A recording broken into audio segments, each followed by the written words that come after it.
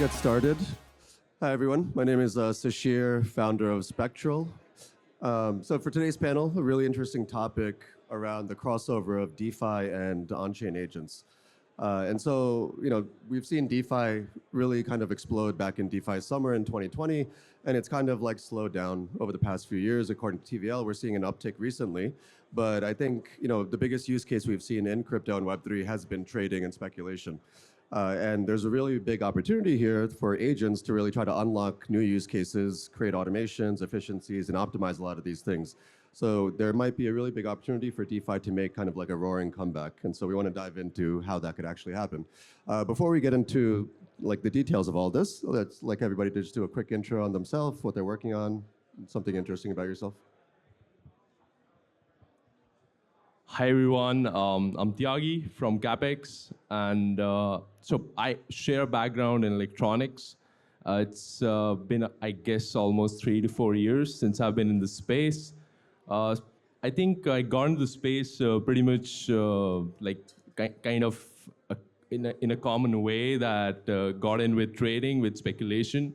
But then we started building products. Initially, we were building in DeFi, and then we transitioned into AI. It's been a year now since we were building Capx. And yeah, it's been a journey. It's been a great journey, especially with respect to how AI in the last 1 year has grown, and like not just from a tech perspective, but also from an adoption perspective. Probably one of the most, the fastest adopting technology that we have seen in the last couple of decades.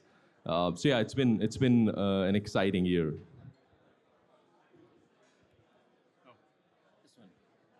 Hello. My name is Josh. I'm with Optimism. Work on a mix of strategy and partnerships. At a high level, I am also kind of guiding the AI strategy that we're pursuing at Optimism across the entire superchain. We're looking at it kind of across 3 cuts, both the compute, the data, and then the app layer side. And started working pretty closely with a handful of agent teams that are here and present, and excited to be here. Hello, everyone. I'm James from Mode. I've been actively investing in DeFi, yield farming, trading since 2017, 18. And yeah, Mode is a DeFi-focused L2. We're built on the OP stack and part of the superchain.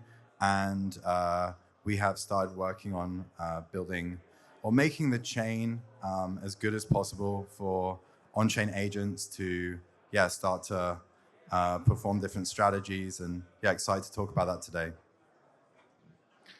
Luis from Shadow Network, which is threshold encryption DKG, so distributed key generation mechanism, and it's works to prevent against malicious MEV and front running, and generally speaking censorship resistance by encrypting transactions, and sort of have an encrypted mempool.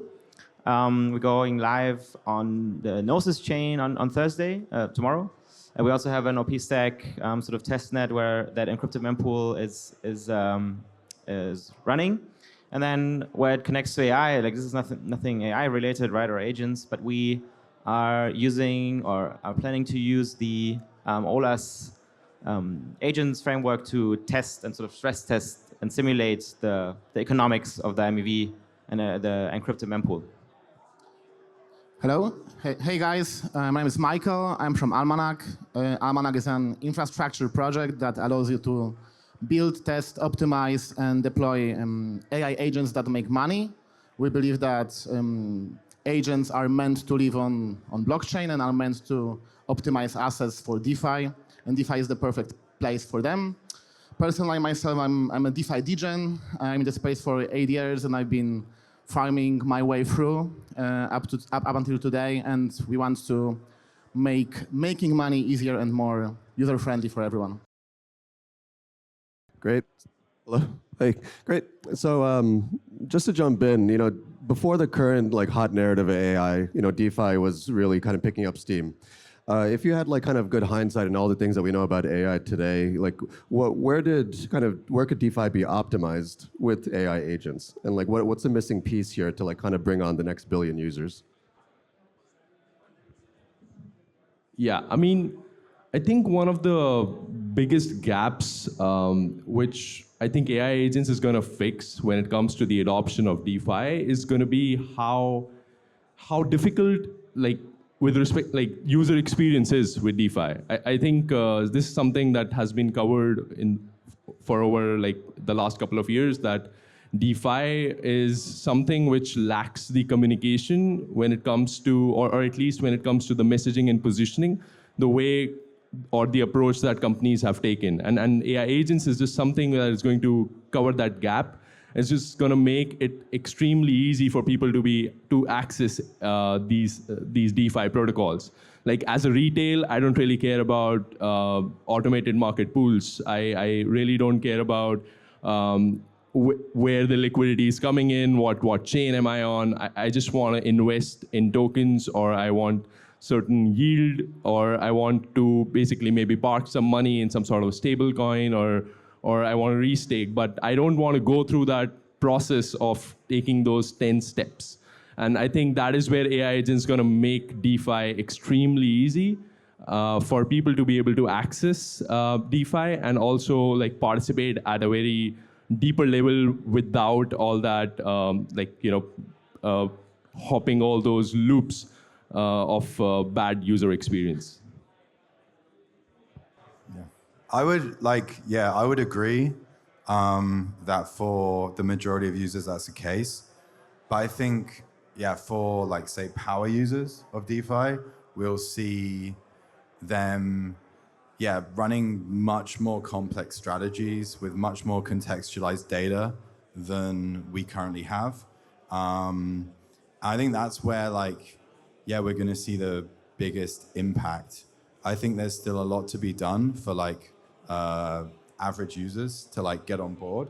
They don't really understand the difference right now between an automated vault strategy and an agent-based strategy. For them, the only difference is the yield. And things like security of the chain, that has to kind of be outsourced. I think power users aren't really going to be comfortable doing that for a long time.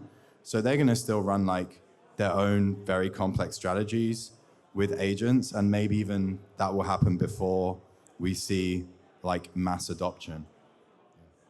To add to it, I think the UX I think is super interesting, but I also think from the other perspective, just having actual autonomous beings, right? With autonomous agents that have their own wallet essentially, and they trade just like a human. So I think that's what I'm super excited about for DeFi as well, because if you think about what is missing from intelligence, right? What's missing from GPT, let's say 5 to true autonomy, right? It's not intelligence because it's already somewhat intelligent, right? Maybe more intelligent than some humans, to be honest, right? And then so I think it's extremely exciting to give those agents a wallet essentially and financial sort of independence, and then they can be actual members and DeFi users themselves. And then I think crypto and blockchain is the perfect sort of the world that these humans and AI can live in this agnostic human AI world where both can live and trade them. Yeah. I think actually to zoom out the question of a billion users, I'm just going to assume that we're talking about humans before we transition to the agents. I think it's realistic that we all kind of frame how big a billion active users is. I mean, there's less than 100, I think, companies that have 100 million monthly active users. I think there's less than 15 or 20 that have closer to a billion. So I think when I guess at least at Optimism, when we're trying to think of onboarding them, we have to definitely think of the orders of magnitude that get us closer to, frankly, not even financial applications, but social applications that have massive user adoption. And they've already kind of overcome, I think, pretty two clear hurdles, and kind of ways that we're framing thinking is they've made the educational use of, for example, social media much easier. And then on top of that, there's the actual utility of it. So I think we're all on the same page in terms of utility. Now everyone knows how to use TikTok. Everyone knows how to use Instagram. I think finance has to learn from that, and I think DeFi has to learn from that. I mean, I think JP Morgan has 100 million users right now. So again, to get closer to the humans using that, I think we have to kind of bridge these gaps between both education, financial education, literacy, which is largely on the individual, and then the actual tech side of it, the utility piece of it, which is I think where agents come into play. And there's some exciting stuff that we're doing actually with Optimism that we'll talk about in a little bit. So in order to understand how agents can change DeFi, I think we need to consider what are the current problems. And I would distinguish three, which is the UI UX is bad. We all use MetaMask, but it's not ideal. Like you need to write down a piece of your seed phrase on a piece of paper. It's just cumbersome. It's very hard to use. So the first one. Second is DeFi is extremely cumbersome and huge and hard to understand. So the amount of data you need to process is tremendous. The amount of opportunities emerging every day is crazy. So this is the second problem. People are just overwhelmed with data, with knowledge, with everything. And last but not least, people don't understand. Like the people, I mean, like not people in the room here will understand what DeFi is and what's the opportunity, but normies, they don't understand what DeFi brings you, yeah? We can make money there, you can be independent. And last but not least, people also are scared of it, yeah? So what agent can fix, I think they can fix both of this, all three of those problems. So first of all, interaction with blockchains through agents. It's gonna be way easier. You're gonna have a couple of clicks. You're gonna just tell the agents what you want to do, and agent's gonna do it. So this is the first. Second, agents understand things from the get-go. They just analyze blockchains. They do the audit. They analyze the opportunities. They solve understanding problem. And the last but not least, thanks to the agents, we can pack everything in a more digestible for normal human beings way products. Yeah, you're gonna see this agent is making me money. This amount click. It's easy. Yeah. I think one of the best examples who took the problem of the last cycle and solved it were Texas. You guys remember? So everyone wanted to invest in crypto. Like setting up a wallet was a headache. Texas figured it out. You have it on your phone, you can click, you can invest. They figured this out. They figured out the custody, yeah? So you didn't have to set up the wallet. They simplify it vastly. You just see, okay, this is Bitcoin. I have it on my wallet, yeah? So they made everything easier. And the last but not least, they sell it to you. Like we all remember when Matt Damon was telling us, like fortune favors the brave. Yeah, so we just need to figure out the same, how to pack DeFi, how to make it easier to use, and how to sell it to people. And I think that's the biggest opportunity that DeFi agents are bringing. Okay, so I think like a common theme I'm hearing is that, and we hear this a lot, is like around abstraction and automation. Like abstraction of complexity for UX, whether it's wallet or automating like simple tasks or everyday use cases. But I'd like to like dive into like what that actually means. Michael, you brought up the example of taxes, and James, you brought up like more power users for DeFi. But what are some actual kind of unlocks that we could actually bring in terms of like what are these agents going to be doing on chain that we weren't able to do before? Yeah, I think the piece that I was mentioning before in terms of financial education, financial utility, along those lines, we just launched Superfest yesterday in partnership with Mode and Base and OP Mainnet and Fractal. And any user that's coming into it, similar to what James is saying, if you're a power user, you're going to understand what AMMs are, what restaking is, what derivatives are, et cetera. But we know that when we're trying to get in closer to these next billion users, we have to really overcome the educational piece and the utility piece. And so two ways that we're looking at agents now with Optimism, particularly with the Superfest campaign, is we're working with Agentcoin to actually run out and work with an AI agent that will help explain kind of what the full scope of the Superfest is and start to actually execute some of the transactions on your behalf. And then we're actually working with Olas to roll out a fully automated agent where you will just put in liquidity and you yourself as the user won't be having to bridge liquidity. You don't have to collect OP tokens anywhere. You'll automatically have the agents running all these transactions for you. So it'll be like a full quote unquote DeFi experience, but as a user, you can have the education if you want, or you can just have it fully automated on your behalf and you are none the wiser on the front end. Sorry, can you repeat the question? Can't hear it. Yeah, so I was saying, a common theme that we hear on a lot of AI panels is that like automation is like a big unlock, and also like abstracting away complex UX, like wallets that nobody really wants to know what a private key or public key is, or am I signing my funds away because of this signature? And so trying to get specific about this is like, what are these actual unlocks that users will be doing that we couldn't do before? Can I? So I believe that everything gonna be operated by agents eventually. in DeFi. Everything gonna be automated, everything gonna be operated with a couple of clicks. Giving a couple of examples, I believe I will be able to tell my agent, hey, I want to make 20% APY with maximum 5% drawdown. I want to be able to tell my agent, hey, I want to allocate my USDC. I'm sick of looking for yield across Aave and Compound every day and change it, just allocate it every day to the most optimal pool. I believe we're gonna have portfolio of agents that are gonna have different risk profiles and they're gonna do different things. And yeah, I believe one of the also great example is risk management or reaction to Black Thursday events. I think agents also gonna make tons of money there. One of the great example is recent DPEG of Easy ETH. I'm not sure if you guys are familiar with it. So it's like a liquid staking derivative. It DPEG'd and people went completely madness. People had no idea what to do. And there were three options what you could do. You could sell your stake ETH. You could deploy into the pool ETH, Easy ETH to make yield, which eventually I think ended up being one of the most profitable action to do. And the last but not least was just buy the dip. So if I have an agent that would have a clear objective function, hey, make me money with ETH, I would pre-train the ETH, this agent to basically seek for the most optimal, financially optimal outcome of the situation, and agent would just do it. In order to do it right now, I had like 2-hour window to calculate everything, to check what's the most optimal outcome. I had to be in front of my computer. I had to be not asleep. Yeah, so basically answering the question, everything gonna be automated. You're just gonna have objective function that agent would follow. That's it. Yeah. I think one thing agents are going to do is increase the addressable market for complex protocols. So if you look at a protocol like Pendle, to actually optimize your YT and PT positions is quite complex. Like you need to be pretty smart to like stay on top of this if you're like actively trading those markets. And yeah, having an agent that can do that for you and depositing into that agent will probably increase the market size because you don't need to be that smart anymore.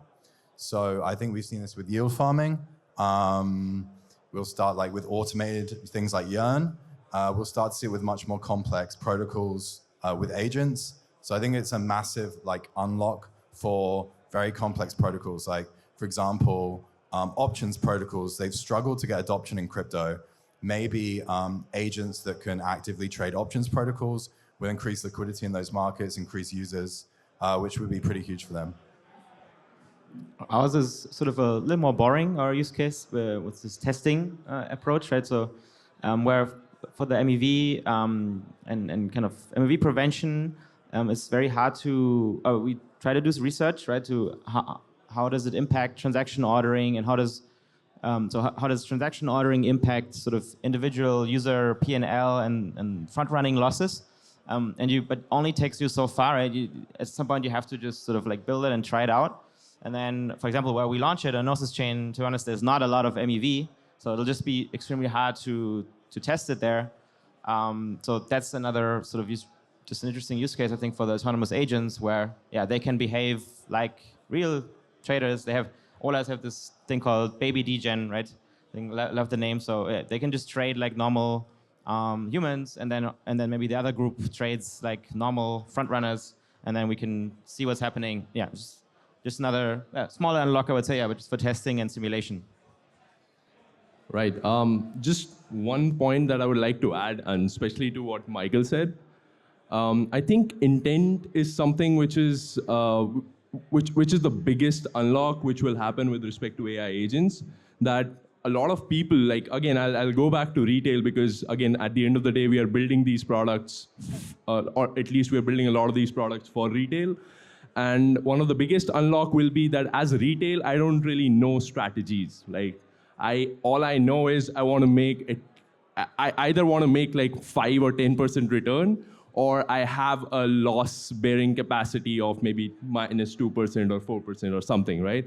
But these AI agents, what they'll be able to understand is they'll be able to understand the upcoming, like your monthly expenses. They'll be able to maybe even understand that your mom's birthday is coming up or your anniversary is coming up, so you have to save some money. And that is sort of like a very deep emotional intent is something that they'll be able to have if they have enough context. and they'll be able to take those trades on your behalf, and just like, of course, like be like a super smart assistant, essentially working 24/7 around you, and also have updates about the latest happenings in the world. If there is any sort of a natural calamity that hits a country, and if it's going to affect an economy, they'll be able to make maybe even like smarter decisions based on those facts. So yeah, that's something which will be like a huge unlock with these DeFi agents. I think actually, so I mentioned this earlier, but with the super fast piece, I'm really excited for what's to come, because even this last part of like providing a synopsis of what's happening. So again, Ori was in here, but Agentcoin is working closely with us on the super fast campaign. And so a lot of the hopeful summaries that you're talking about, we should actually see live in Optimism within a couple of weeks. And then in terms of aggregating tons of transactions, you don't want to have to deal with signing everything. Again, that's the Olas agent that we're working on. So I'm really excited. Like, it's the first experiment that we're kind of running of how we're letting agents sit at the front end. Users aren't going to have to worry about any of the abstraction of the wallet or the chain or anything in the back end. They should just be able to have a flawless kind of super chain experience. And that's not even just a problem, obviously, for DeFi with a super chain, but it's going to be a much bigger problem as we're bringing in, tens, hundreds, thousands of chains with utility kind of across the board. Cool. So, because the biggest use case in crypto is like trading and money is involved, and AI and crypto can be complementary, where AI is probabilistic, crypto is deterministic. How do you guys kind of see this playing out where, this common problem in Web 2 agents is this idea of like not being reliable or consistent?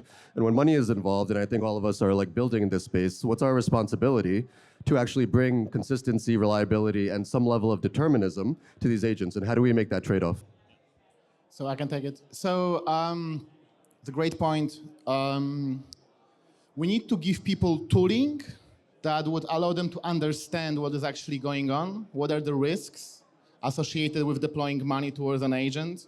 So explainability, understandability of what's going on. And the truth is that people really don't care as long as they make money. So we also can create marketplaces where there are smart people explaining things and explaining the risks, and they are responsible for building those strategies and those strategies that make money and wrapping them in digestible form and presenting them. There are regulations for it. There are like financial advisors that can do it, but that would make it way more easier. So first of all, tooling and explainability and just presenting the output. And yeah, I think that's one of the most important things. I think, to add, firstly, it's obviously like a scale, right? Going from like just agents, which are basically bots, to like fully autonomous on-chain beings. Agents will start off like as they are, like fairly simple. They'll have very simple use cases, and that will continue to expand. And we'll see like this over the next 6 months become like much more interesting, but they'll still have a lot of guardrails. I think the risks are more with like blockchains and interacting with smart contracts themselves. So like there has to be a lot of work done around like just the general security of chains, because an agent is not going to know how safe or relatively unsafe a protocol is. And if there's like a rogue developer and the developer decides to rug the contract, then like the agent's kind of screwed. So I think it's more a question about like, first, blockchain needs to become much more secure, application layer needs to become much more secure, and then agents will have guardrails, and over time, hopefully they can do more complex things. But yeah, it's definitely like a progression that needs to happen. I think it's interesting how just sort of like the Darwinistic or the evolutionary sort of nature of agents and AI kind of can help there maybe. So it's just like, as you mentioned, scale, right? You just launch a lot of these agents and low stakes budget basically, and then the ones who survive, they need to sort of adapt and continue to evolve. Like, I mean, that's the traditional, machine learning thing, like the evolutionary algorithm. So I think I'm pretty excited about this. Like, how does the money and the incentive aspect kind of improve the learning behavior, and then it results in an overall sort of like evolutionary approach where hopefully the best agents continue to evolve and get more reliable. I think another piece is obviously the transparency. So there's a team ENSO, which I think they were just at a talk a couple of days ago, and they showed this really beautiful flow of all of the transaction attempts and successes that happened as an agent was doing something from a simple swap from USDC to ETH. And so obviously the transparency, I think, is going to continue to build a lot of integrity until we have the right guardrails in place. Okay, so one final question before we take audience questions is that there's in DeFi, we may have agents representing us, an identity-based layer, right? And so within the context of like financial identification and kind of comparing it to like TradFi, where do you see this kind of juxtaposition where in Web 2 you have like your KYC entities doing things for you, and it's AI is in Web 2 is very much like KYC based in your credit card. Because there's a digital currency that's native in Web 3 that is just built for AI agents, and then tying that into identity, then what is this juxtaposition that we can start to compare to, and what are these differences from TradFi to Web 3 that may bring on board Web 2 users over to Web 3? I think I didn't fully understand the question, but yeah, I think that's the whole point, right? The blockchain is sort of human AI agnostic, and I think that we need to figure out that's the interesting part, right? We need to. It doesn't matter if you're human or not, kind of in that world, and in general, in Web 2 as well at some point. But the cool thing is Web 3 is already built with that in mind, and we need to figure out sort of reputation and identity anyway on that grander scale. Yeah, so I think that's the exciting part. Just to expand on the question, around bridging your personal identity from Web 2 into Web 3, right? There's reputation that an agent can represent for you. There's your past transaction history, verifying, testing to your balances in different places. If an agent could represent you financially, right? So then we could start to unlock different things in DeFi, and because of composability, there's a lot of kind of a new layer of DeFi that we could start to play around with. How do you guys see this playing out? So the question is how Web 2 and Web 3 agents are different. Sorry, I couldn't hear it very well. Yeah. Okay. So I think Web 3 is meant for agents. I think I'm not a fan of KYC, as I believe everyone from the DeFi space. So I think agents tremendously gonna benefit from access to every single trading venue, every single user data that we currently have on chain. Agents don't have to go door by door to London Stock Exchange, New York Stock Exchange, and ask, hey, can I use your trading data? Can I use your users' data? Yeah, no, they have access to everything straight away. So that's amazing. Composability, so this is permissionless. Yeah, permissionless is one of the most important things for agents to grow. Second, trustless and composability of all the DeFi protocols. So if you run an agent in TradFi, same, you need to have, you need to ask permission for every single trading venue, access to every single instrument. In DeFi, agent understands everything instantly and have access to everything instantly and can instantly loop it to the limit, have position here and there, take the leverage here and there. Yeah, so the growth of agents in Web3 gonna be parabolic, gonna be exponential for sure in comparison to Web 2. And also why Web3 is better overall, not only for agents, is it's being traded 24/7. So technically we can make 3 times more money than TradFi if we simplify it. So I believe the Web3 is meant for AI agents. Okay, I think we'll take some questions from the audience, if anyone has any.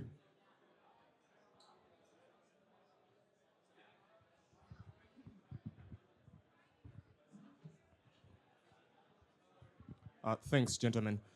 In terms of whatever you're building, have you taken into consideration any ethical concerns that may come up?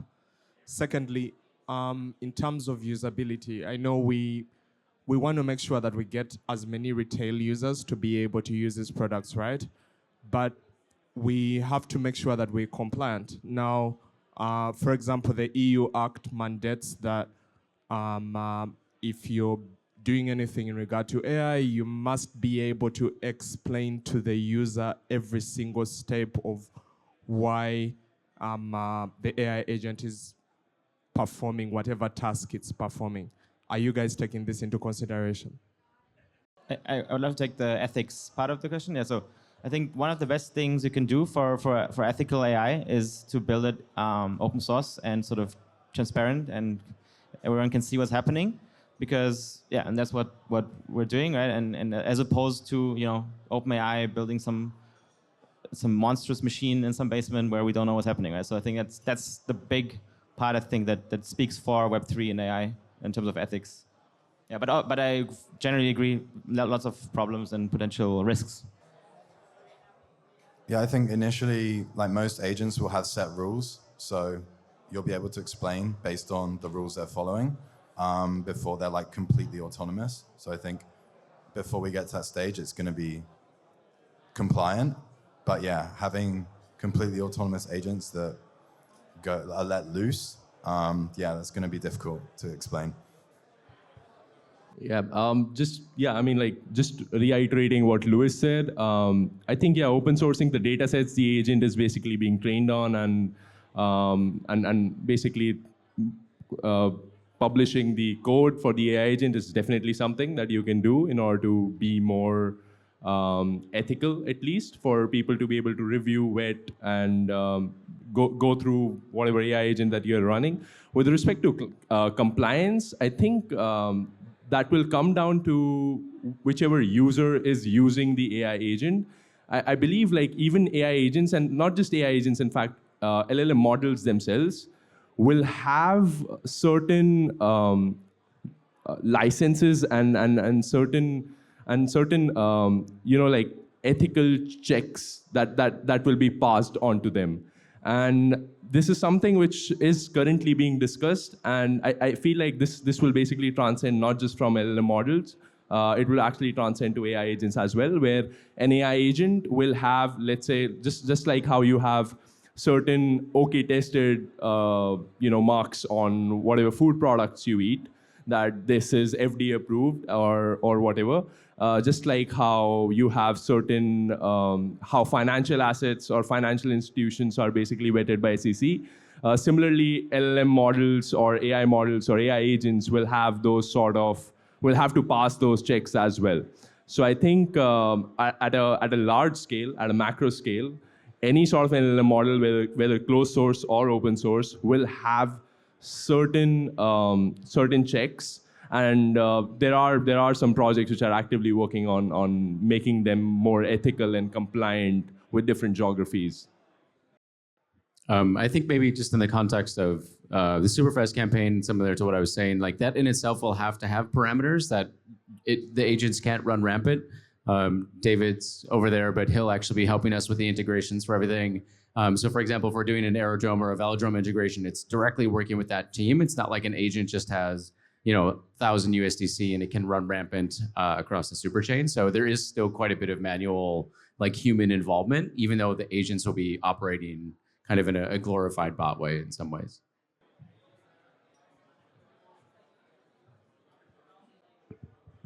Any other questions from the audience?